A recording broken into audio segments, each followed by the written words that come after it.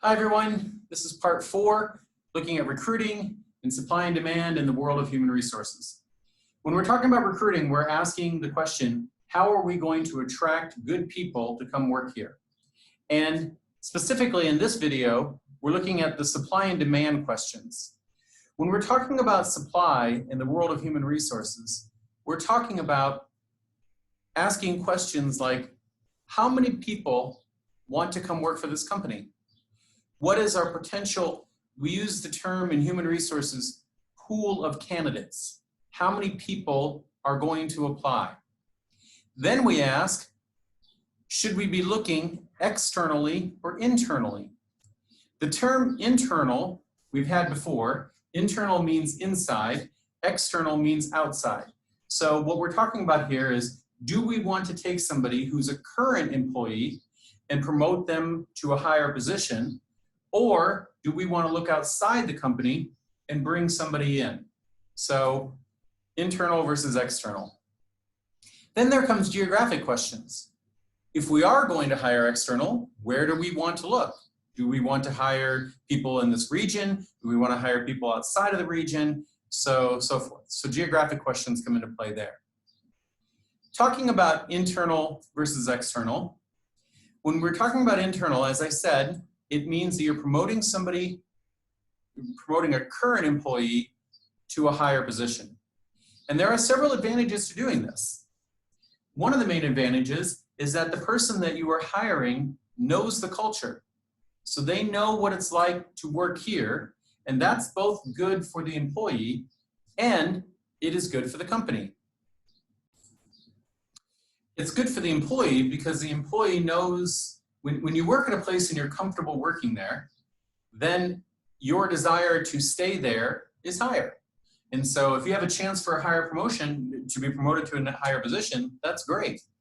It's also good for the company because when an employee has worked somewhere for a long enough period of time, they get to know the employee. They know what's good and bad about him or her, and so it is good for them to promote up. Another reason why it's good is that it can increase motivation. Think about it. If you work at a company and you know that you have a chance to be promoted, then it gives you a reason to work harder. Because if you work harder, you might get promoted. Now there are some negatives, and I put the negatives in red on purpose here. So when you're promoting from within, when you're doing internal recruiting, you're less likely to have new ideas because it's your current workers and they're used to doing things the way things have always been done. So if the company is looking for new ideas and new ways of doing things, promoting from within, taking somebody and promoting them to a higher position, less likely to have new ideas. Then there's what's called the Peter Principle. It's kind of a joke. The Peter Principle is the idea that you're going to continue to promote somebody until they're no longer good enough to be promoted. Think about that one. I don't think it's going to be a test with the Peter Principle on it, so if you don't learn the Peter Principle, don't worry about it. It's not going to be on a test. Another reason why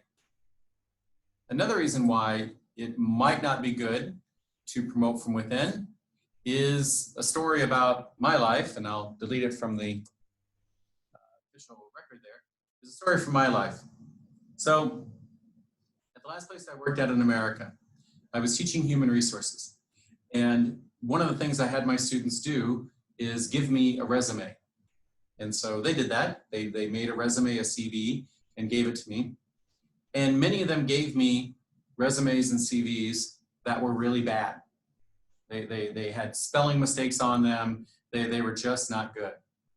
And I told them, this is not an A paper. This is not, you need to do a better resume. And student after student said to me, well, Steve, there's another guy named Steve working in career services who says this is a great CV. This is a great resume. And at first I thought, no, this can't be. I mean, spelling mistakes and major errors, no, no way. But then I had enough students come to me and show me that he gave A's to resumes and CVs that were bad. So after this happened many, many times, I finally went to him and I said, Steve, there's a problem here. You are the head of career services and you are letting our students create really bad CVs and you're giving them an A. You're not helping our students. And he thought thoughtfully about what I said. He wasn't offended. That was nice. He wasn't offended. He thought about it. He said, okay. And all of my coworkers knew that I had confronted him, okay? And then a couple of weeks later, it was announced that that Steve is now our new department chair. So basically, I was at that point now reporting to a guy that I had told, you don't know how to do your job. Yeah. So anyhow, I'm happy to be here.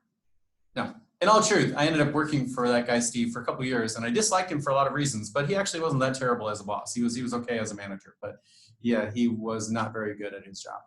Okay. Back to the talk about possible resentment. Possible resentment just means that if you're working somewhere and you have an employee sitting next to you who is worthless and you know they are worthless and for some reason they get promoted and you don't, that can make you very angry, okay? Now in the case of the story of Steve, I didn't want to be a department chair. This is not a job I wanted whatsoever for a lot of reasons, but we all scratched our head when he got the job because we thought, why, if he's not able to do his job now, why promote him? And there were many reasons why, but it has nothing to do with his ability to do the job. Okay. Another negative is that there is now a lower level position that needs to be filled. So this right here. These are all negatives to internal recruiting. You're less likely to have new ideas, the Peter Principle, possible resentment, and now there is a lower position that needs to be filled. When you go external, for external, that means you're hiring from outside of the company. And the major advantage of going external is having new blood, having new ideas, new experiences, and so forth. That's the big advantage of going external. Going external can also increase diversity. You can bring in different types of employees than you currently do. And as we've talked about in earlier chapters, diversity in the long run is good for a company. The biggest negative of going external is that the person you're hiring is unknown. Often people who hire can act one way in an interview and act very differently when they actually come to work for you. And I'll talk about that in a future video, but it's just an unknown. Also, it's an unknown for the employee. The employee may think he or she is going to work for a company that does wonderful things, and then when they get there, realize, this is not the job I expected it to be. So there are some negatives to going external. Demand. So when we talk about demand, the questions we're talking about when we're thinking about supply and demand for workers, for demand, we're asking the question, how many employees are we going to need to hire in the coming year? And when we talk about this, we have to be very job specific. In other words, if I tell you that UAU needs to hire 5 new instructors in the coming year, that doesn't tell you much at all, right? Because you need to know, is the instructor going to be teaching accounting? Is the instructor going to be teaching management? Is the instructor going to be, what is the instructor going to be teaching? So you need very specific information of what are the jobs we're going to need to fill in the next year, okay? So this is what it means by needing to be very specific in answering the question, how many employees are we going to need?